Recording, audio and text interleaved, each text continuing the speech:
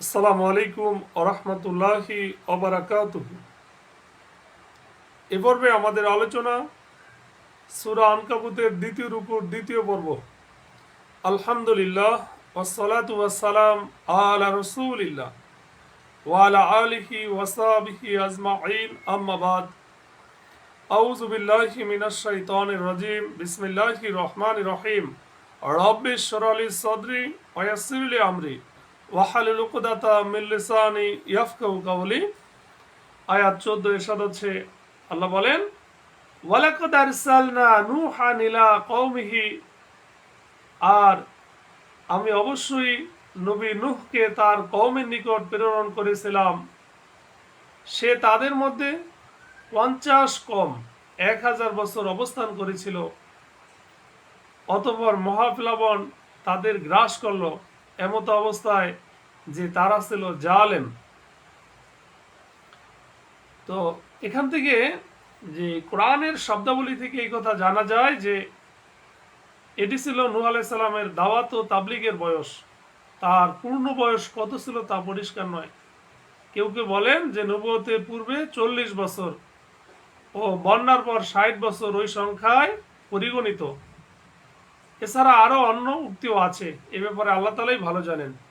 আল্লাহ তাআলা বলেন, ফাংজাইনাহু ওয়া আসহাবুস সাফিনাতি, অতঃপর তাকে ও নৌকা আরোহীদেরকে আমি রক্ষা করলাম, আর এটাকে করলাম সৃষ্টিগুলোর জন্য একটি নিদর্শন।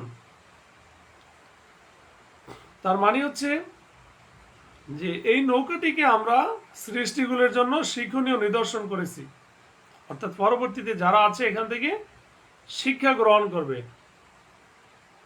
আল্লাহ বলেন, ওয়াইব্রাহিমা ইয ক্বালা লিকওমিহি আবুদুল্লাহ ওয়াত্তাকুহ, আর স্মরণ করুন নবী ইব্রাহিমকে যখন সে তার কওমকে বলেছিল, তোমরা আল্লাহর ইবাদত করো এবং তাকে অবলম্বন করো, এটি তোমাদের জন্য কল্যাণকর যদি তোমরা জানো। তো এখানে ইব্রাহিম আলাইহিস সালামের কাহিনী বর্ণনা করা হয়েছে, যিনি অনেক কঠিন অগ্নি পরীক্ষায় উত্তীর্ণ হন। নমরুদের অগ্নি, অতঃপর শাম থেকে হিজরত করে তরুলতাহীন জনশূন্য প্রান্তরে অবস্থান করেন, আদুরের দুলালকে জবে করার ঘটনা ইত্যাদি। ইব্রাহিম আলাইহিস সালামের কাহিনী প্রসঙ্গে লূত আলাইহিস সালাম ও তার উম্মতের ঘটনাবলী এবং সূরার শেষ পর্যন্ত অন্য কয়েকজন নবী ও তাদের উম্মতের অবস্থা, এগুলো সব আল্লাহর রাসূল ও তার উম্মতের সান্ত্বনার জন্য এবং তাদেরকে দ্বীনের কাজে দৃঢ়পদ রাখার জন্য বর্ণিত হয়েছে। আল্লাহ বলেন, ইন্নামা তা'বুদুনা মিন দুনিল্লাহ, আর তোমরা তো আল্লাহকে বাদ দিয়ে মূর্তিগুলোর পূজা করছো এবং মিথ্যা বানাচ্ছ। নিশ্চয়ই তোমরা আল্লাহ ছাড়া যাদের উপাসনা করো তারা তোমাদের জন্য রিজিকের মালিক নয়।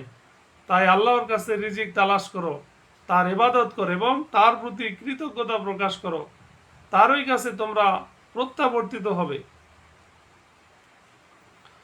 তো এখানে যে বিষয়টা, যে অর্থাৎ আল্লাহকে বাদ দিয়ে তোমরা যাদের ইবাদত করছো তারা তো পাথর নির্মিত মূর্তি মাত্র, না তারা শুনতে পায় আর না তারা দেখতে পায় আর না তারা তোমাদের কোনো উপকার ও অপকার করতে পারে, তোমরা নিজেরাই তাদেরকে বানাচ্ছ। দ্বিতীয় বিষয় হচ্ছে, যখন এই সকল মূর্তি তোমাদের রিজিকের বা উপার্জনের কোনো প্রকার ক্ষমতা রাখে না, তারা না বৃষ্টি বর্ষণ করতে পারে আর না পৃথিবীতে কোনো প্রকার গাছপালা উৎপন্ন করতে পারে, না সূর্যের আলো পৌঁছানোর ক্ষমতা রাখে আর না তোমাদের এমন শক্তি প্রদানের সক্ষম যার দ্বারা প্রকৃতির ওই সমস্ত জিনিস হতে উপকৃত হতে পারে। সুতরাং তোমরা তোমাদের রিজিক আল্লাহর নিকটই কামনা করো এবং তারও ইবাদত করো, তারই কৃতজ্ঞতা প্রকাশ করো। নাম্বার 3, যে মৃত্যুবরণ করার পর পুনর্জীবন লাভ করে যখন তার নিকট ফিরে যেতে হবে, তখন তাকে ছেড়ে অন্যের নিকট নিজের মাথা কেন নত করো? তাকে ছেড়ে অন্যের ইবাদত কেন করো এবং অন্যকে কেন দুঃখ কষ্ট নিবারণকারী ও প্রয়োজন পূর্ণকারী মনে করো?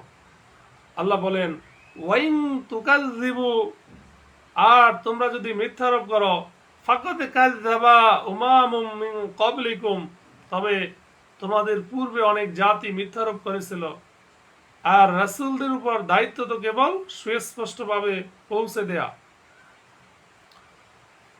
তো এখান থেকে দুটো বিষয়, এটি ইব্রাহিম আলাইহিস সালামের উক্তি হতে পারে যা তিনি নিজ জাতির উদ্দেশ্য করেছেন। আবার এটি হতে পারে যে এটি মক্কাবাসীদের সম্বোধন করা হয়েছে, আর এতে আল্লাহ রসুলকে সান্ত্বনা দেওয়া হচ্ছে যে যদি মক্কার লোকেরা আপনাকে, মক্কার কাফেররা আপনাকে মিথ্যাবাদী মনে করে, তাহলে এতে ঘাবড়ানোর কিছু নেই, কেননা পূর্ববর্তী নবীদের সাথে একই আচরণ করা হয়েছে। সেকেন্ড বিষয় যে আপনি আপনার দাওয়াতি কাজ, মিশন চালিয়ে যান। কেউ হেদায়েত প্রাপ্ত হোক বা না হোক, এই দায়িত্ব আপনার নয়, বরং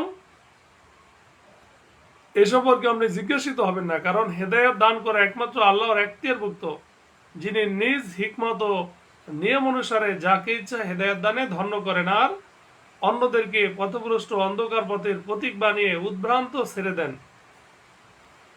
আয়াতুন ইনশাআল্লাহ বলেন, আওয়ালাম ইয়ারাও কাইফা ইউবদিউল্লাহ, তারা কি দেখে না যে আল্লাহ তাআলা কিভাবে সৃষ্টির সূচনা করেন, তারপর তিনি তার পুনরাবৃত্তি করবেন, নিশ্চয়ই এটি আল্লাহর জন্য সহজ।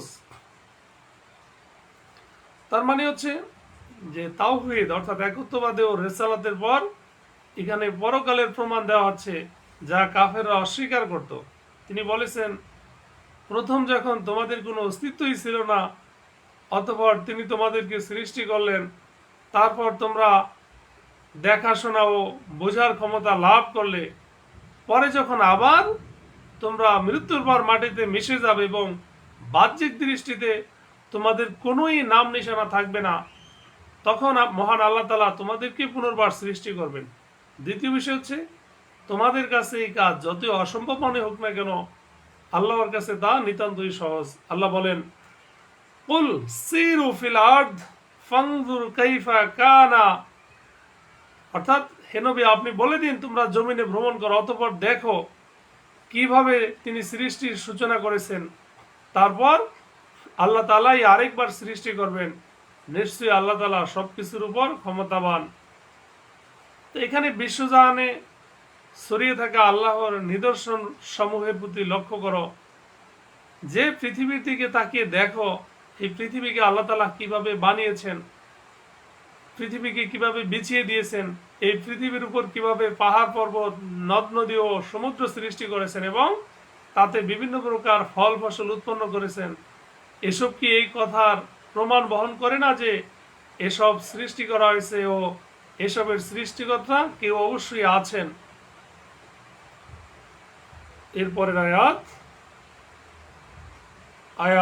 21, আল্লাহ বলেন, ইউআযযিবু মান ইয়াশাউ, আর তিনি যাকে ইচ্ছা আযাব দেবেন এবং যাকে ইচ্ছা দয়া করবেন, আর তার কাছে তোমাদেরকে ফিরিয়ে নেওয়া হবে। অর্থাৎ তিনি রব, তিনি প্রকৃত শাসক ও আদেশদাতা, তাকে প্রশ্ন করার বা তার কাছে কৈফিয়ত নেওয়ার কেউ নেই, বরং তিনি যে নিয়ম নির্ধারিত করে রেখেছেন তার আযাব ও রহমত সে অনুসারী হবে। আল্লাহ বলেন, ওয়ামা আনতুম বিমুজিজিন, তোমরা আল্লাহকে ব্যর্থ করতে পারবে না পৃথিবীতে অথবা আকাশে, এবং আল্লাহ ব্যতীত তোমাদের কোনো অভিভাবক নেই, সাহায্যকারীও নেই। আল্লাহ তাআলা আমাদেরকে সঠিক বুঝ দান করুক, আমিন। আখির দাওয়ানা আনিল হামদুলিল্লাহি রাব্বিল আলামিন। আসসালামু আলাইকুম ওয়া রাহমাতুল্লাহি ওয়া বারাকাতুহু।